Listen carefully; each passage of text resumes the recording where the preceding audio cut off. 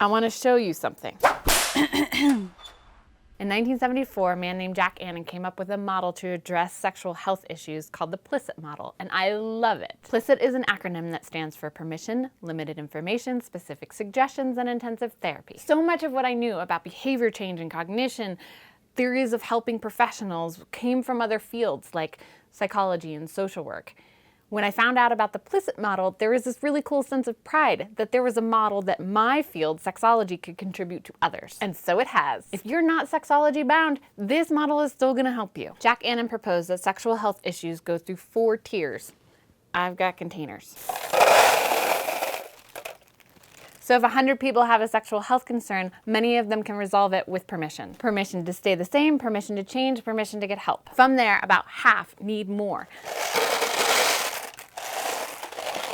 Limited information. Limited, as in specific to what that person needs for their specific sexual health issue. I'm not gonna share everything I know about sexuality. I'm gonna share what pertains to them at this moment. I'd like to joke that if this wasn't the case, if my information wasn't limited, then it would be called the PLISSIT model. Right, so limited information looks like statistics, vocabulary, anatomy drawings, whatever pertains to the topic at hand. From there, maybe there's 20 of the original 100 that need specific suggestions. What exactly to do, home assignments, and instructions. These 3 tiers are what comprise the work of clinical sexologists. The last tier is pretty rare for clinical sexologists. They'll usually refer out to those handful of folks that need intensive therapy. It depends on the profession whether or not this person is qualified to do the counseling, give the extensive time and investigation needed to address these folks.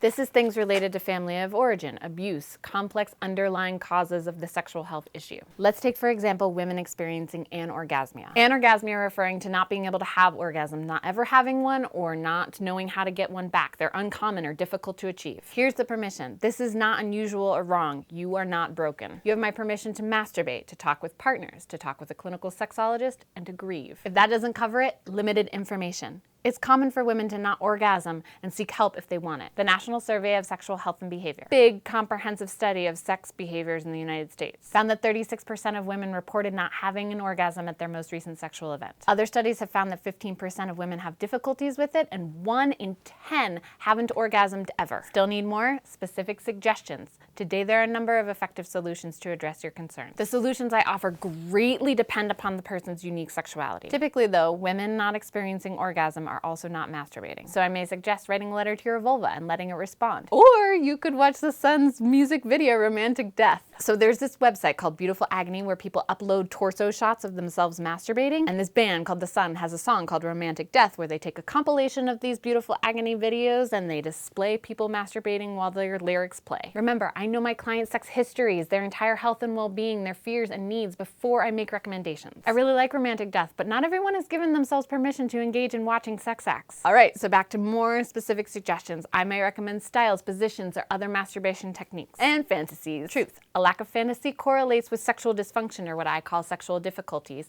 There is a connection between the mind and body. From there, if the situation requires a more psychological approach or time, I may refer out. Maybe they need marriage counseling. Maybe they need a grief therapist. I do the sex stuff. Like I said, intensive therapy is pretty rare. This is based on my experience and Jack Annan's. 3 tiers cover just about everybody. Awesome, right? For those of you really interested in this, Davis and Taylor extended Jack Annan's PLISSIT model in 2006. They stressed that permission giving should be incorporated in all 4 tiers and that it is the responsibility of the helping professional to really look at their biases. They noted this explicitly. Get it? Extended, PLISSIT, explicit. Sadly, and I say selfishly, Jack Annan isn't around anymore to teach you this himself. He passed in 2005. Someday I'd really love to commission a sculpture in his honor, or you have my permission to do so.